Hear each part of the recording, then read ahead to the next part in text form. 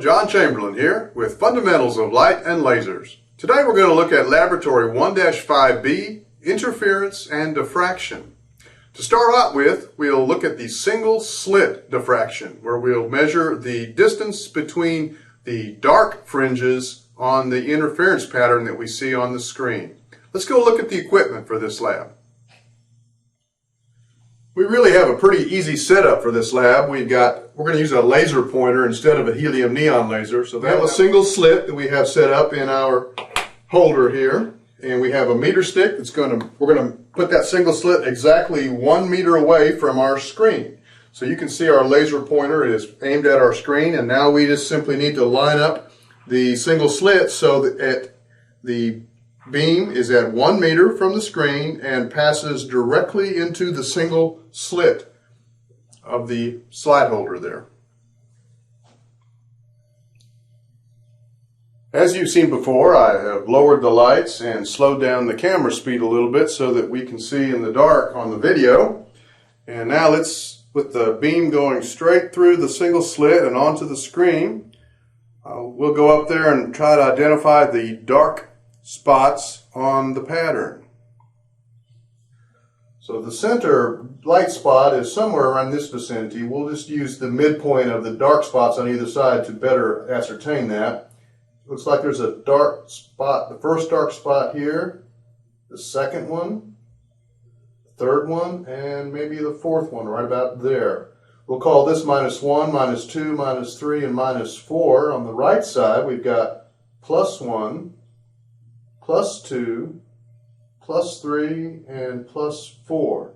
And you can probably see that better on the camera than I can, but we'll put the ruler under there and let you measure these numbers now. So here I've got a ruler taped onto the screen as well, and let me get in a little bit closer and let you calculate and measure the distances between each of those dark fringes. So take some measurements for -4, -3, -2, -1, and then you can determine 0 by the midpoint of the others. +1, +2, +3, and +4. And then we'll make our calculations and try to determine the slit dimensions for this single slit.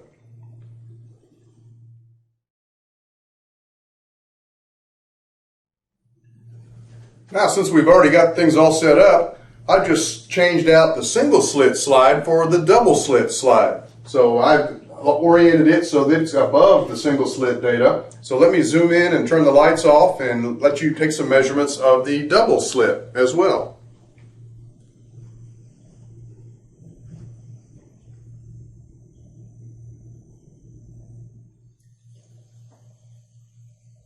Now for the double slit, this is interference rather than diffraction, and so we record the locations of the bright spots where the constructive interference is occurring. So I'm going to mark several slots. You can see they're much closer together than they were on the single slit. So here's the center location. Here's the location of the first bright spot, -1, -2, -3, -4, -5, and -6. All right, now in the other direction we have +1, +2, +3, +4, +5, and we'll go out to +6. And here we have the marks then with the ruler for the interference from the double slit. So let you take those readings, and then we'll do some calculations with the single slit and double slit patterns on this screen. And for those of you who would like some extra credit, here is a green laser pointer, and I'll mark the locations. I can't really see the -1, I think it's right about there, but here's -2, -3, and -4, and probably +1 is right about there, +2, +3, and +4. And so here are the single slit measurements.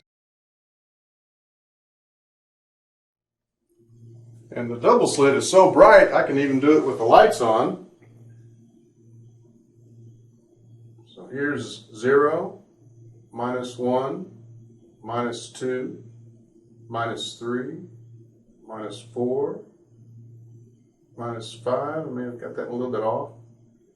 -6. On the other side, +1, +2, +3, +4, +5, and +6. And you can take the measurements for those positions for the double slit using the green laser pointer, which has a wavelength of 532 nanometers.